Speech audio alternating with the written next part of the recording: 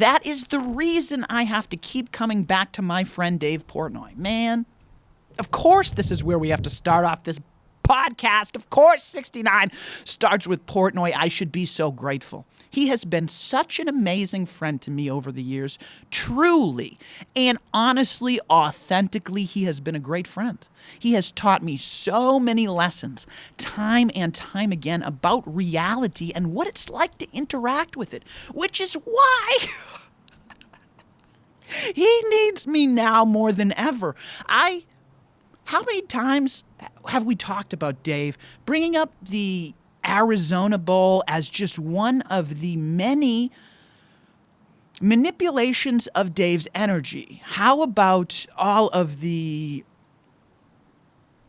publications that have seek to attack him over the years? There are just so many specific events that have happened to Barstool Sports on its ascent and then peak and now descent as an organization that Dave has just completely neglected my personal opinion on. Now, I get it. He's a busy guy. He's got a lot going on, and I understand why he wouldn't want to listen to a failure like me, which we're going to get into. But the insights that I can provide to him because of my extensive experience with his product over a sustained amount of time and my self-reflection during the same period is the reason he and I would make such a great pair. But instead, my friends have to bully him around. My buddy Dave Smith, on part of the problem, really laid it out pretty simply. Pretty simply articulated the reason why so many people are attacking Mr. Portnoy for his positions on Israel and Gaza and Palestine and all the current events that are going on in the world, current events that I know Dave Portnoy, so busy, rolling around elbow to elbow, rubbing shoulders with the highest of society from his perception. These people that Dave surrounds himself with are the cream of the crop, the creme de la creme. But Dave's a moron. Dave spends all of his time gambling on sports. Even the WNBA, which should have been the test of true people that were understanding exactly what's going on. You're not even backed by a casino anymore, buddy. You might have some partnerships with them, but the only reason that those partnerships are around are to sustain your bad habits. And you stand as the epitome of what everyone in your corporation wants to become. You are setting a bad example. You are not following along what's really going on in the world, certainly not the geopolitics, but somehow you believe that you should be able to comment on them and from your perch of power, descend on dumb moron peons to make yourself feel heard and feel tough. The problem is we're going in circles here. If I was just talking to Dave here, but there are a lot of people learning from Dave's experience. As we've said time and time again, what Dave has failed to recognize is most of the internet is fake, most of it is bots. So the increased activity that is anti-Semitic and anti-Israel in nature may be a specific attack on a particular individual to elicit some sort of response. It's almost like somebody keeps provoking Dave to look like an idiot, and he doesn't have enough real friends around him to provide him the information necessary to make the decisions I'm sure he would make if he just had some good friends to help him see another perception, another reflection of the light that he may be observing in some sort of mirror, in some sort of prism where you are not getting the full extent of the information that you are looking for.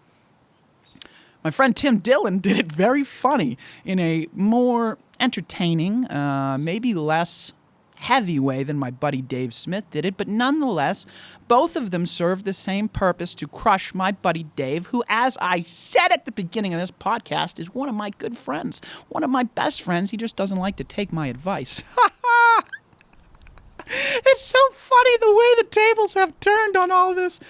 Oh, I have offered Dave several times to sit with me and become 5% happier, which is truly the move in the right direction, that I think Mr. Portnoy needs to redirect and recalibrate himself to move in a new direction for himself. The best possible way for Dave Portnoy, with or without Barstool Sports, that's an afterthought. I'm talking about Dave Portnoy, the human being. Because if you are not able to focus on your own individual happiness, you are unable to create a heart-mind coherence that allows your heart to open up. And the whole universe becomes an intuitive, interactive experience with you. And every interaction is an opportunity to climb the spiritual ladder and face the universe or you inverse of the things that you don't love. Because until you love the things that are in front of you, the universe or you inverse is going to continue to bring them to you. Now, if you are rich as hell and you are unable to get comfortable, I am seriously sorry for you. Perhaps you should take my happiness class. I am so poor. I am so poor. I live in abject poverty. It is insane how happy I am. Somehow I have been able to magnetize myself with all the things that I need to create true happiness. I can sit out here in the middle of a park and do a podcast, shitting on someone so much more powerful he could crush me like a bug, right? Well, not shitting on him, offering my help. My buddies were shitting on him. I'm trying to get my friends to stop shitting on you, Dave. Because you're the butt of the joke right now, because the thing that you do not get is what has happened on the other side of the world in the Middle East. So many deaths, so many women and children needlessly dead. That's what you've missed. That's the extent of it. Do you want to know why you're the victim of such anti-Semitism? It's because people are maliciously attacking you, trying to provoke you to come out as some sort of Israel stand, because they know what perception that puts you in. Because Jews and Israel are two separate things. They are getting all mixed up as one, as they intentionally are being done on purpose. And you fail to see that. And you wonder why it feels like the world's attacking you. It's because of what you fail to see, the reality that currently exists for so many other people out there. The current events. I'm not even in the culture and consciousness part where we're open to fucking interpretation. I'm talking about the current events, the actual fucking deaths, the blood sacrifices that have gone on in the Middle East are what you fail to understand in reality, the current events of what's going on. And I understand why. I get why. You got a lot going on in your reality. You haven't grounded yourself to anything. That's why I'm here. Oh, it's why you look like such a moron, buddy. It's why you should feel like such a moron. And if you don't, that is your own self-preservation. Your brain isn't allowing you to see the reality that currently exists, because it would truly crush you as an individual. It would put out your lights for good.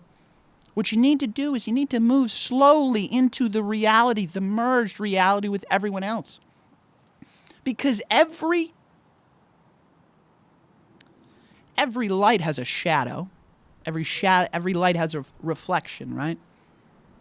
You can't set a bomb off on the other side of the world without having some sort of equal reaction on the other side, right? So we had Palestine in this country. Do you remember it? It was East Palestine. It was one of the spiritual events that touched me so much, I realized I had to quit everything that I was doing and do this full time, because I understood the war that was coming.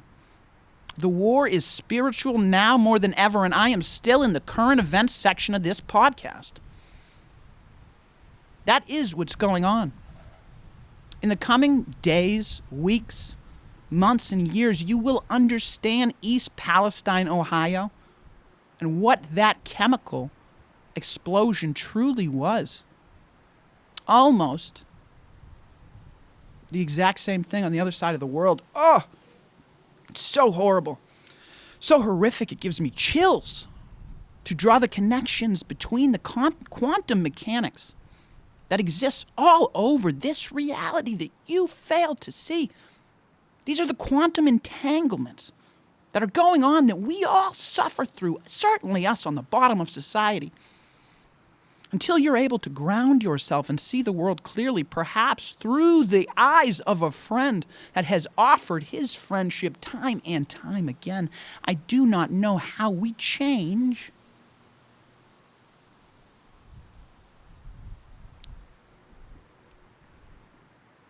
Certainly Dave Portnoy. The perception of Dave Portnoy.